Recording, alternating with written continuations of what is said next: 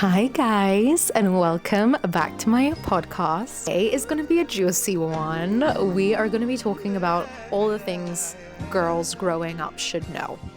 I'm talking about sex, I'm talking about UTIs, talking about revenge, I'm talking about cold turkeying, I am talking about the whole shaboodle. These are a bunch of things I wish I had known growing up, so I figured I'd do you guys a solid and give you a little bit of a heads up and some guidance with some of these topics. God bless my mum.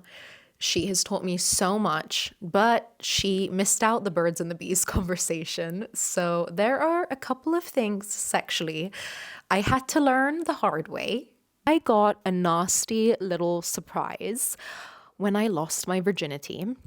Her name was Cystitis, and she came in hard. Basically, I didn't know after you have sex, you need to pee and you need to wash your foo-foo. I didn't know that, okay? And if you girls don't know that, listen to me very clearly. After you have sex, pee and wash your foo-foo. So basically, I was hospitalized for 3 days because after losing my virginity, I got a UTI. But at the time, I obviously didn't know what a UTI was. My pee started burning. I was on holiday in Spain with my best friend and her family, and I was also terrified of saying anything to anyone. Come day 4 of this trip, I swear to you guys, I thought my vagina was going to fall off. I was in so much pain. I went to my best friend's mom and I said, I don't know what's happening, but I can't pee. Anyways, she said, darling, you probably got cystitis. She took me to the pharmacy. I got these cranberry tablets. However, at that point, it was too late. By the time I took the tablets, UTI had spread into my kidneys and I was at the beginning stages of a kidney infection, which again, I did not know. Anyways, I traveled back to London. I'm back in London, and thank God I had my best friend at the time at home. All my family were traveling, and she was at home looking after Riva, my dog, at the time. And so she was there, but in the morning, I was so cold. I kept going to have baths. Like I'd get in the bath, I was freezing. I'd come out of the bath, I was freezing. I'd get back in the bath, I was still freezing. Next thing I know, I'm in bed and I'm having a full-on seizure. She called my stepdad at the time. He came to pick me up. He rushed me to hospital. Basically, the cystitis went from my kidney to my bloodstream. So I had full-on septicemia. It means my blood was also infected. My whole body was about to go down. And honestly, thank God for my best friend, because at the time, because she saved my life, I wouldn't have survived if she weren't there. Because if any of you guys have had a seizure, God forbid, you'll know you're incapable of moving. It was the most painful, terrifying experience I've ever had in my life. I had those 2 seizures in 24 hours. And moral of the story is, wash your coochie. Because then I was stuck in hospital for 3 days. And of course, the cherry on top was that's how my whole family found out I lost my virginity. I was not only fighting for my life, but I was absolutely mortified. As embarrassing as it is, I felt like it's very important to share with you guys. Super important thing that I wasn't aware of when I was younger. So I'd hope you guys are, but if you're not, here I am to tell you. All of this is to say your body is extremely, extremely sensitive, especially as a female. Like the whole thing of your body is a temple, it could not be more true. Your body is literally a temple. We are very, very sensitive beings. And I want to make something very, very clear, okay? The guy is putting it in you, not you putting it in the guy, unless you're into that. But for the most part, the guy is normally putting into you. The energetical sense means his energy is going into you. And I'm going to tell you a crazy fact, but a guy's DNA lasts in your womb for a year. Okay. So if you're having a lot of paintbrushes dip their paint in your pot, that is going to cause you a very energetical kerfuffle, okay? Not in a good way. Because let me tell you something. When you have sex with an insecure, weak, lame, jealous. Say that men are actually a lot more jealous than women are. We normally think that jealousy comes from the female side of things. I've actually come to realize that guys are very, very jealous, and they can be very jealous over a girl that's doing great and has got it all sorted for herself. They can also be very jealous of others' eyes on you, all this kind of stuff. It's not a nice energetic energy. So make sure you're just being very careful, because if you're having sex with an insecure kind of guy, his energy will go inside you and it will drain you. Like, it will actually drain you. Your body, you might think you're not going to feel it, but your body will feel it, and it will drain you for days. So it's really, really important. I'm not here to tell you to not have sex, but when you have sex, just make sure you're selecting the right type of guy to be having sex with. That's why I think the whole kind of notion of like being a city girl and like having as much fun as you want, I'm all for having fun. Making out is so fun. Flirting with guys, so fun. Absolutely love it. But sex with guys is a different thing. And if you're not choosing wisely, it will hurt you.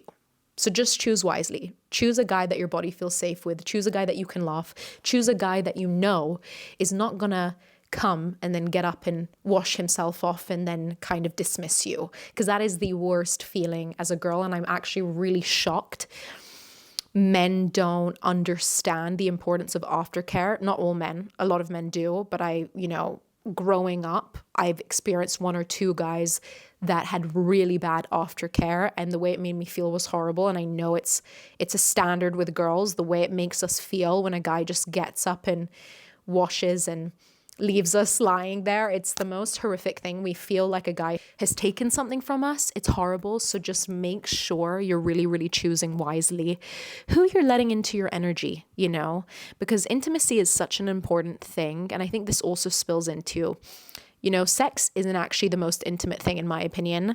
Sleeping with a guy, like cuddling a guy, having a guy in my environment, like even on my sofa, like watching TV, being in like my little bubble, that's so intimate to me. And I think it's really important to just be very selective with who comes in. Also, on this topic, I hate that sex is becoming like such a clouty thing. Like, for example, Bonnie Blue and Lily Phillips. It's like these women are getting clout and fame off the fact that they're having sex with so many men. I'm not here to be a pick-me and be like, nah. But like, in my opinion, that is not women empowerment whatsoever. It infuriates me to my core. I hate the thought of younger girls seeing that and thinking, that's how I get attention. That's how guys are going to find me hot. That's how I'm going to be sexy. Like, the more guys I get, the better. No. I promise you, that's not how it works. I promise you, just don't even go down that road. Femininity. I love this topic. I think all women should pleasure themselves on the daily, or every other day, or at least a handful of times per week. I know that sounds crazy, but when I was in a really dark period of my life, I was not happy. I had gained 12 kilos. I was really unhealthy, doing unhealthy things. I could not have sex. I had sex for 6 months. I don't think I touched myself for 6 months. I couldn't even look at myself in the mirror. I was so unhappy, And I think that pleasuring yourself is really good for your female energy. That kind of horniness, it's very feminine. I don't know how to explain it. But for me, it's like when I'm feeling all sexual, I'm feeling sexier, I'm feeling confident, I'm feeling more feminine, I'm enjoying small things like wearing matching lingerie and all these things. This isn't for a guy, you know, this is literally for me and for my energy. It makes me feel so much more attracted to myself. And I think that sounds crazy because, you know, I don't want it to sound cocky or anything like that. But there was a time in my life where I couldn't look at myself. I hated what I saw in the mirror. I couldn't touch myself. I couldn't please myself. I was wearing baggy clothes all the time because I hated my body. Now I'm the most confident I ever have been, and I love looking at myself. I love looking at my body. I'm so proud of what I see. It's an energy that makes you feel feminine. I don't know if that makes sense. Like, some people might bash me for it, but it's just my opinion. I just feel so much more happy when I'm like sexually aligned with myself. You know, I think it's so important energetically, and feeling like a little disbalanced with your feminine energy. Realign some things for yourself, you know, find what feels feminine to you. Whether it's such a power move and it helps you move forward with confidence and lure, you know. I just learned that word. I was always kind of like tapped into, I guess, but I think when I lost that feeling, it really took a toll on me. So I wanted to just like share that with you guys, because I think it's a really important part of being a woman and feeling your sexualness. It's not such a taboo thing, you know what I mean? You don't have to be shy of your own sexualness. Obviously, make sure it's being directed towards the right things, i.e. yourself, but don't shy away from that. Enjoy it, you know? Moving on. And this one's a big thing for me. I think I have struggled with this a couple of times. I'm not a very cold person. I'm not on the colder side. And I've seen a lot on social media, all about this kind of black cat energy and how to get a guy to fall in love with you, i.e. be very like dismissive and nonchalant and cold and almost verging on toxic. The thing is I think that comes natural to certain personality types, and then to other personality types like me, it's the hardest thing. It goes against everything in my character to be that kind of way. And I think there's been so many times where I've been like beating myself up for being the way I am, but like in reality, the right people will just match your energy. If you are naturally that cold, kind of nonchalant person, that's amazing for you. You're going to find someone who really thrives off that energy. And then if you're a little warmer, find someone who matches that energy too. And I think this kind of line of like standing on business and like, I don't need a man. You've got to like set your standards so clear, and your standards need to be up here. It's kind of getting pushed too much, I feel like, to the point that you can like set your boundaries, and you can have boundaries without also being a knob, you know? Like, let's say, for example, a guy didn't pick you up and it's your first day and he hasn't picked you up, and instead you guys are meeting at the restaurant. Maybe that's like a standard for you and a non-negotiable. Instead of texting, and I've seen these things firsthand, hence why I'm saying it. Instead of texting like, you know, I'm not really a girl to make my own way to a restaurant. I'm used to guys picking me up and taking me places. Like, you know, that kind of bitter tone. Instead of setting your standard like that, which I feel like is being told a lot on social media, I genuinely think go on that dinner instead in a playful, feminine, nice way. Be like, you know what? Maybe next time you can pick me up. Would mean a lot to me. I genuinely feel like the guy would actually take that in so much more than being bitter and stark about it. I don't know, like, I just feel like there's so many things making us come across as bitter.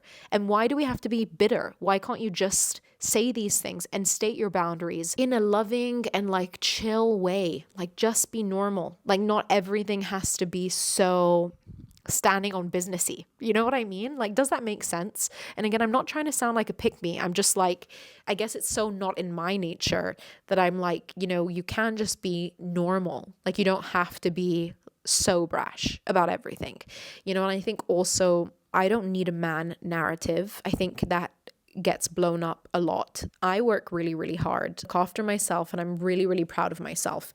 And I am so grateful that I have this work ethic, okay?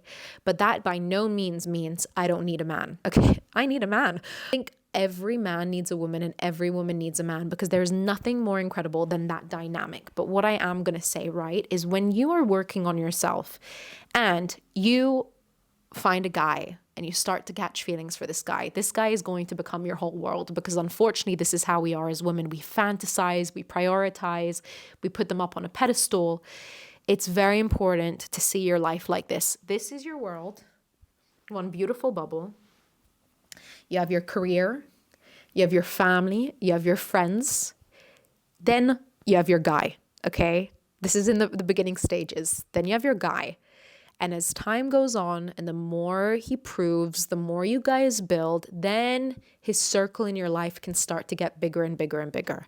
But I am telling you, if there's one thing I learned through all the things I've gone through with guys, is I wish I could go back in time, and I wish I could not have put them on that pedestal or made them a priority too soon in my life. Like a person, there's not much I wouldn't do for a person, you know. Now, especially because I have so many priorities in my life, I think it will take a lot more for a guy to kind of be a big circle in my huge circle of a life. You know what I mean? And I think for younger girlies, always put yourself first, always, and put your work first, your career first, your priorities first.